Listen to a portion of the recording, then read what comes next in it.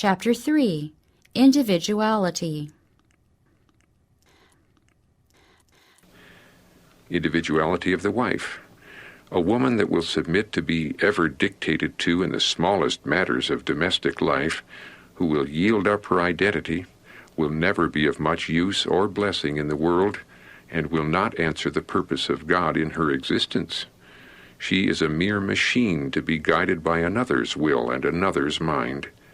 God has given each one, men and women, an identity, an individuality, that they must act in the fear of God for themselves. Separate identity of husband and wife. I was shown that although a couple were married, gave themselves to each other by a most solemn vow in the sight of heaven and holy angels, and the two were one, yet each had a separate identity which the marriage covenant could not destroy. Although bound to one another, yet each has an influence to exert in the world, and they should not be so selfishly engrossed with each other as to shut themselves away from society and bury their usefulness and influence. A passive wife. Let the wife decide that it is the husband's prerogative to have full control of her body and to mold her mind to suit his in every respect, to run in the same channel as his own, and she yields her individuality. Her identity is lost, merged in that of her husband. She is a mere machine for his will to move and control, a creature of his pleasure. He thinks for her, decides for her, and acts for her. She dishonors God in occupying this passive position. She has a responsibility before God, which it is her duty to preserve. When the wife yields her body and mind to the control of her husband, being passive to his will in all things, sacrificing her conscience, her dignity, and even her identity, she loses the opportunity of exerting that mighty influence for good which she should possess, to elevate her husband. Love for Christ, love for each other. Neither the husband nor the wife should merge his or her individuality in that of the other. Each has a personal relation to God. Of him each is to ask, what is right? What is wrong? How may I best fulfill life's purpose? Let the wealth of your affection flow forth to him who gave his life for you. Make Christ first and last and best in everything. As your love for him becomes deeper and stronger, your love for each other will be purified and strengthened.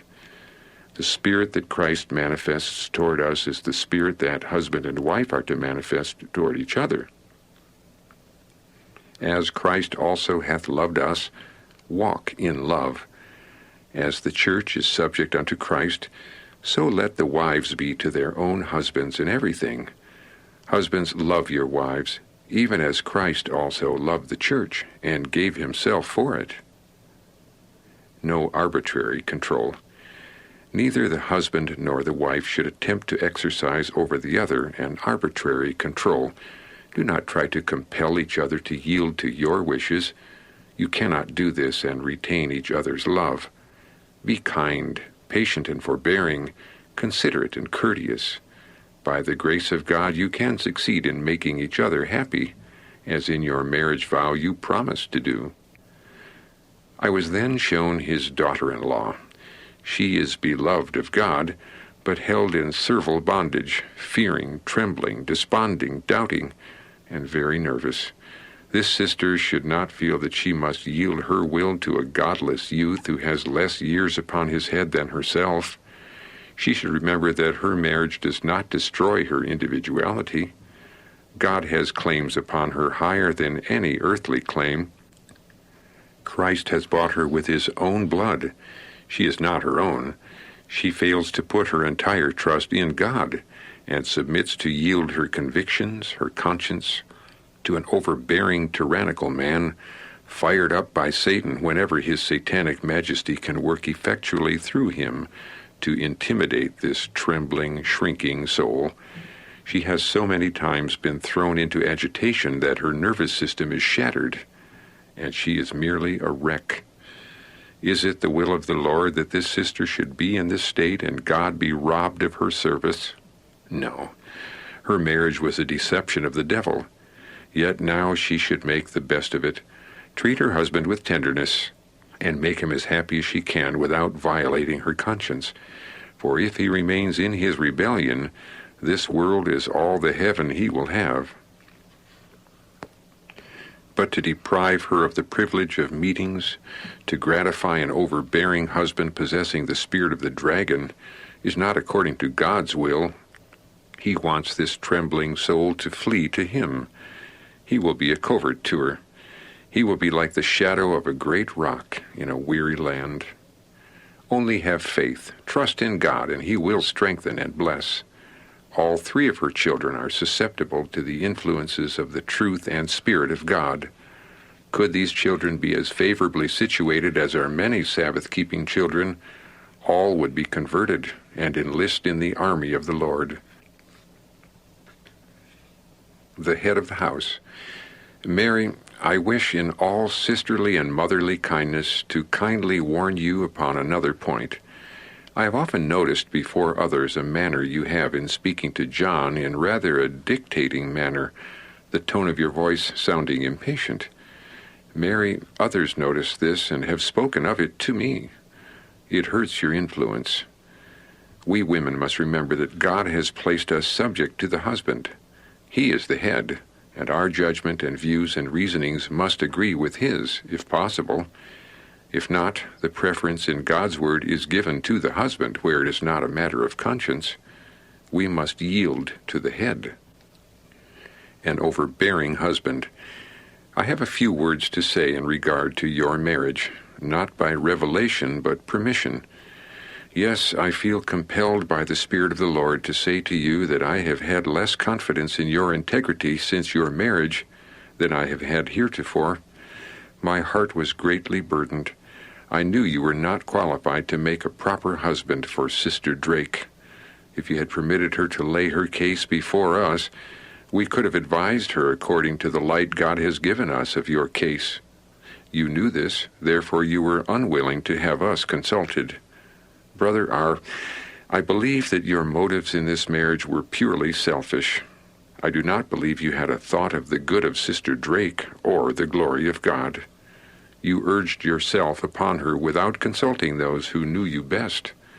You hurried this matter off with your own hasty spirit that you have ever possessed. Stewardship of means. Your course since your marriage in taking possession of and controlling the means of her whom you had made your wife shows your motives to be wrong. All these things are against you and show on your part very deep selfishness and a dictatorial spirit which God would not have her submit to. Her marriage does not make null and void her stewardship. It does not destroy her identity. Her individuality should be preserved if she would glorify God with her body and spirit, which are His. Her individuality cannot be submerged in you. She has duties she owes to God, which you have no right to interfere with. God has claims upon her which you cannot meet. In the providence of God, she has become His steward, and this she should refuse to yield to you or any other one. You have not wisdom more exact and perfect than hers, which should lead her to give you the stewardship of her means. She has developed a far better character than yourself, and has a better balanced mind than yourself. She can manage this means in her hands more wisely, more judiciously, and more to the glory of God than yourself. You are a man of extremes. You move by impulse and are most of the time more directly under the control of evil angels than the angels of God. Improper motives. I need not tell you I deeply regret your marriage. You are not the man that can make your wife happy. You love yourself too well to be kind, attentive, patient, affectionate, and sympathizing. How tenderly you should now treat her whom you have married. How carefully you should study to make her not regret that she has united her destiny with yours.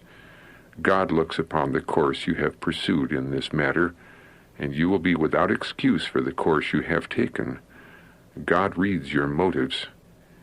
You now have an opportunity to exhibit your true self, to demonstrate whether you were actuated by true love or deep selfish interest in your marriage. You married, I have no doubt, thinking you would come in possession of property and have the handling of it as you pleased. Importance of love and tenderness. You have no right to dictate to your wife as you would a child. You have not earned a valuable reputation of goodness that would require reverence. You need, considering your failures in the past, to take a humble position and divest yourself of a dignity you have not earned. You are too weak a man to require submission to your will without an appeal. You have a work to do to govern yourself. You should never set yourself above your wife. She needs kindness and love, which will be reflected back to you again. If you expect her to love you, you must earn this love by manifesting love and tenderness in your words and actions for her. You have in your keeping the happiness of your wife. Your course says to her, in order for you to be happy, you must yield your will up fully to mine. You must submit to do my pleasure. You have taken special delight in exercising your authority because you thought you could do so. But time will show that if you pursue the course your own temperament would lead you to do, you will not inspire in the heart of your wife love, but will wean her affections from you, and she will in the end despise that authority, the power of which she has never felt before in her married life. You are certainly making hard and bitter work for yourself, and you will reap what you are sowing. A mother's responsibility to her child. I dare not do otherwise than speak to you plainly. The case demands it. How is the marriage of Sister Drake to you improving her condition? Not a whit, but your course is making her life a bitterness, her lot almost unbearable. I knew how it would be as soon as I heard of your marriage. She thought she was to have one to help her take care of her boy, but you would tear the mother from her son and require her to yield her parental care and affection for her son to you, who have only your marriage to plead why this should be so. You have done nothing to earn this great sacrifice. You have not pursued a course to even gain her confidence. Yet you demand this great sacrifice, the separation of the mother from her son. You may plead that you understand the case, while we plead that you know but little about it. Instead of your feeling it to be your duty to be patient and affectionate, and judiciously manage the case of this her son, you take a course that a heartless, unfeeling tyrant would pursue. I would advise the mother to move in the fear of God and not allow a comparative stranger to come in, claiming the title of husband, and separate her child from her affection and care. God has not released that mother from her responsibility because she has married you. You do not possess true love. You are not acquainted with the pure article. If you were, you would never have pursued the course you have.